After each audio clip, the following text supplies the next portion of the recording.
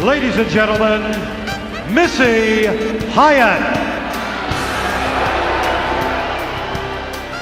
Hey, this is Missy Hyatt, the Walking Riot, or how I would like to say, the First Lady of Professional Wrestling. My book is in the Library of Congress. Isn't that amazing? So you're doing a recap of the year 1987.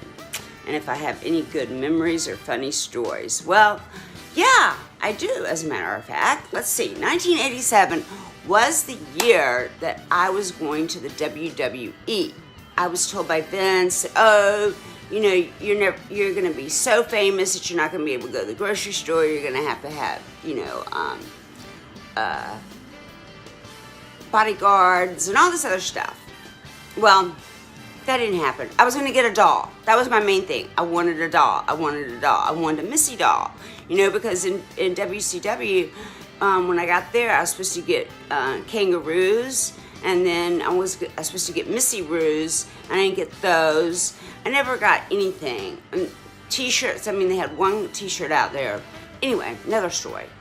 Anyway, so I go to the WWE, and my stuff sucked because it was kind of like, it was not scripted, but it was scripted, and I was told what to do. And I asked him, I begged Vince, can I go out there and let me do one like I want to do and see how it turns out? Since obviously they weren't going to be in the show, my Missy Manors, because they sucked. But, you know, give me a try at it. You know, let me go out and try. That didn't happen. And now, Miss Missy Hyatt. Welcome to Missy's Manor. You know, I am just rapidly becoming the most talked about lady on television today. Please welcome my two guests, Bobby the Brain Heenan and the King. Please tell me, what are you looking at? Nothing, I'm just straightening my pants here, that's all. And what are you looking at? Just something on my cuff here. The reason they call me the Brain is because I pull off some of the biggest deals in wrestling history. A lot of men have told me they've done it all, but what about you? Well, up until right now, Missy. Well, up until right now, I really thought I had. You know, since we're kicking off your first program here, and we're your guest, and I guess it's going to be kind of a regular thing now, and I'd like to know when I can put down in my date book when we'll be back, the King and I. Well, you know, Bobby, the old saying, don't call us, we'll call you.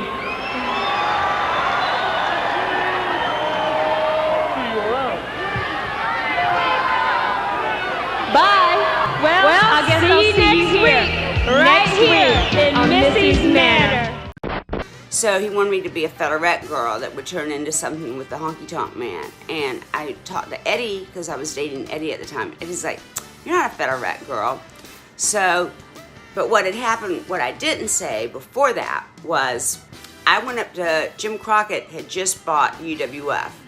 And I went up to Jim Crockett, and I was like, I never met him before. I was like, hi, I'm Missy Hyatt. I'm going to the WWF to get me a doll. You'll let me out of my contract, right? Because Bill Watts was being an asshole about not letting me out of my contract.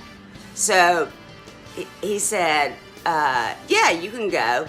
Well, then after I leave and I came home from California, I was like, now I don't have a job. So I had to go up to Jim Crockett and be like, hi, can I have a job?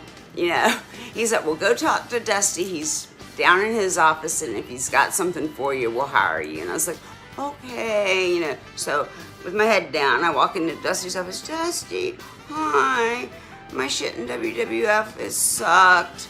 And then he was like, okay, they didn't know how to use you, baby. I know how to use you. And then I got my job back. And I also got married that year. So, and it's a shame that Eddie passed away 5 years afterwards, which is really sad. But he didn't pass away on my watch, so I have nothing. I'm absolved of that. Anyway, I hope you do another shout out, and if you do another recap, just let me know.